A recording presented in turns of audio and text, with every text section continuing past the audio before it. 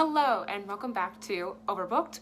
I'm Amanda and today we're going to be talking about how I pick what books I read every month. There's no exact science to how I pick what I read, but there is like a bit of a structure to how everything comes together. So the first thing I look at when I pick what books I'm going to read for the month is my two book clubs. So I'm in a book club called the Girly Book Club, which I have talked about before, and they're like an international book club. So if you're looking to join a book club, I would check out their website and you can see their locations or like what areas they're in, and there's a possibility that they're in your hometown and you can check them out. So I will for sure read whatever book is for that month for the Girly Book Club.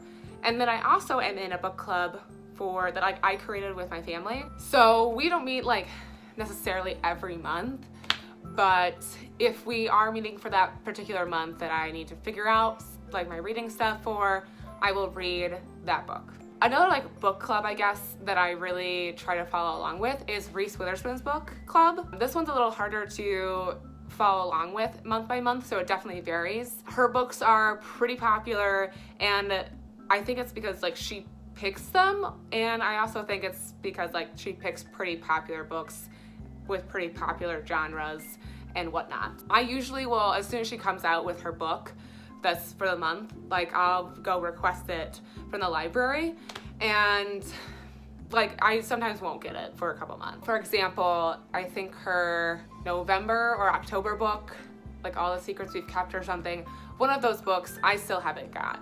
I'm still on hold at the library, so depending on how long it takes, that's kind of how I determine if that's what I'm reading this month.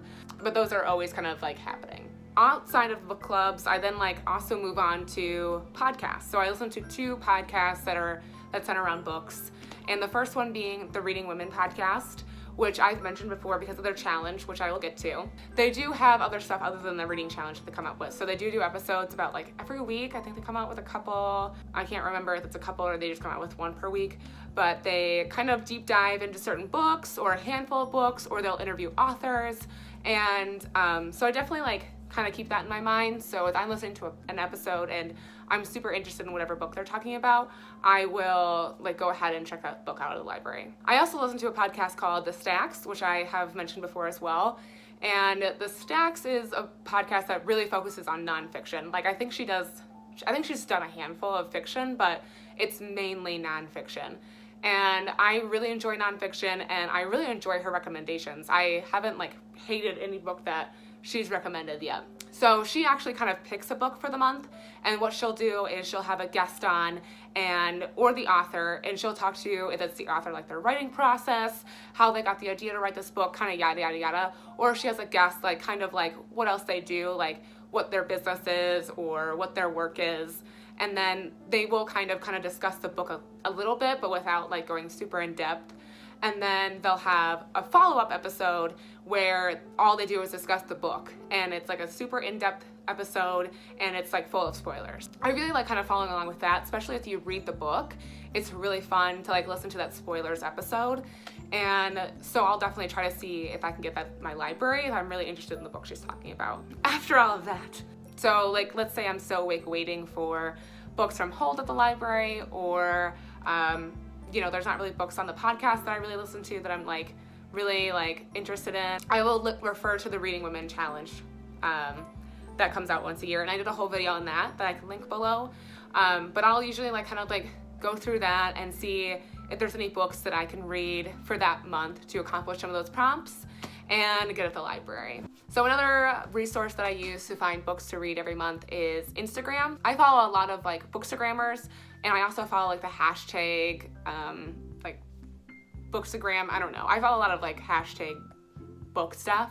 And there's when I'm strolling Instagram in my free time, I'll bookmark posts that I really think that has a book in it that I would really like to read. And there's two Bookstagrammers that I really enjoy. One of them is Allison Reads DC, and she was actually on the Stacks podcast, and that was really cool.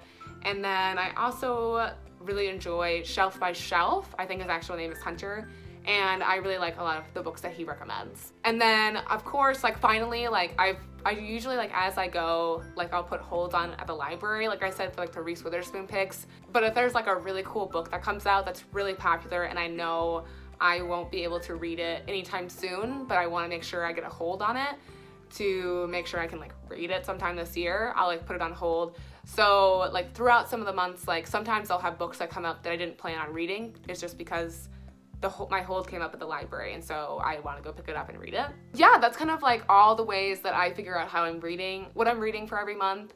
I mean, there's a lot of winging it sometimes. I know that saying it out loud, it seems like it's more structured than it really is or feels. So, but yeah, I don't know. That's how I figure out how I read every month. I definitely like taking suggestions from friends or coworkers or whatever, and that's really nice too. In the comments below, let me know how you figure out what you read every month, where your favorite places to go for book recommendations are, and as always, make sure you like this video and subscribe to my channel. I will see you guys next time.